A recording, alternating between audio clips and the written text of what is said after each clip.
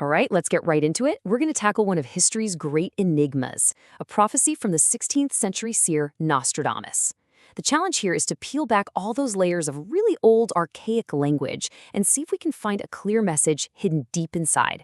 So, let's dive in. I mean, this is the big question, right? The one that's fascinated people for centuries. Can these cryptic little verses actually be genuine glimpses into the future? Or are they just clever linguistic puzzles, so vague that you could make them fit almost any event that comes along? That's what we're here to explore. So, to understand the puzzle, you first have to understand the man. We're talking about Michel de Nostradam, but you almost certainly know him as Nostradamus. He was a 16th century French astrologer and physician, and he published these collections of prophecies that have stayed in print for nearly 500 years. And their defining feature? They are notoriously difficult to understand, which, let's be honest, is exactly what makes them so intriguing. For this explainer, we're focusing on one specific four-line poem, which is known as a quatrain. I think it's best to think of it not as a clear message, but more like a 500-year-old puzzle box. And our job today is to try and find the right keys to unlock it.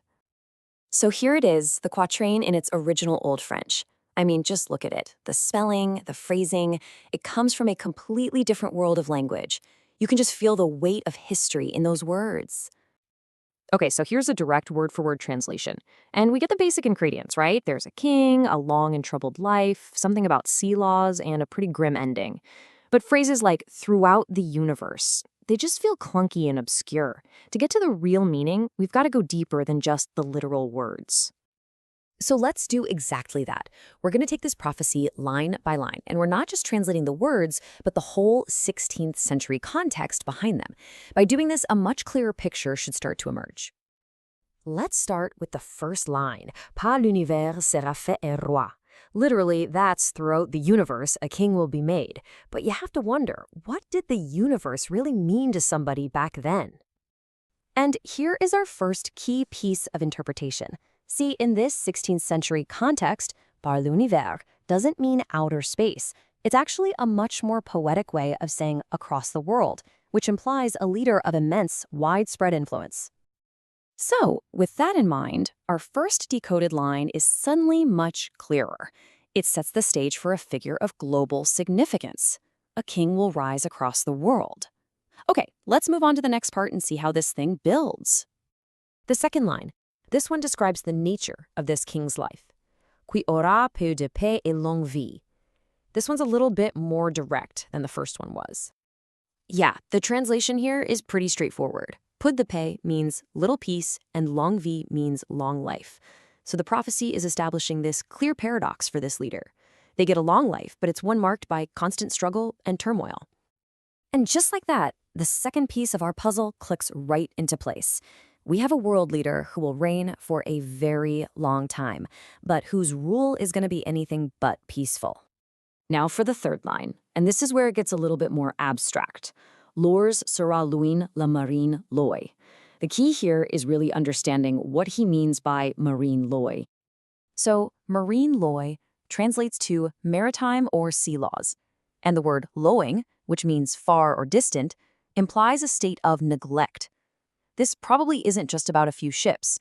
It suggests a period of international lawlessness, maybe even chaos on the seas. So the interpreted third line adds another layer of detail. During this long, troubled reign, the established rules of the sea will basically fall apart. This could mean anything from trade disruptions and piracy to full-on naval conflicts. And finally, we arrive at the really chilling conclusion of the quatrain. Sera mori puissance à sa vie. After all of this, how does this powerful king meet his end? Now, this is a fascinating little linguistic twist. The word puissant can mean powerful, but when it's used to describe death, it often refers to the intensity of the experience. So the prophecy isn't suggesting a powerful death, but a powerfully agonizing one, a cruel and painful end. And there we have it. The final, ominous piece of the puzzle.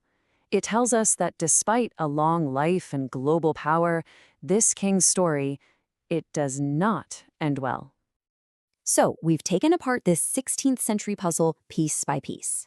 Now, let's put it all back together and look at the fully decoded prophecy in clear modern language. When you put it all together, the full prophecy reads like this. A king will rise across the world. He'll know little peace, but live a long life.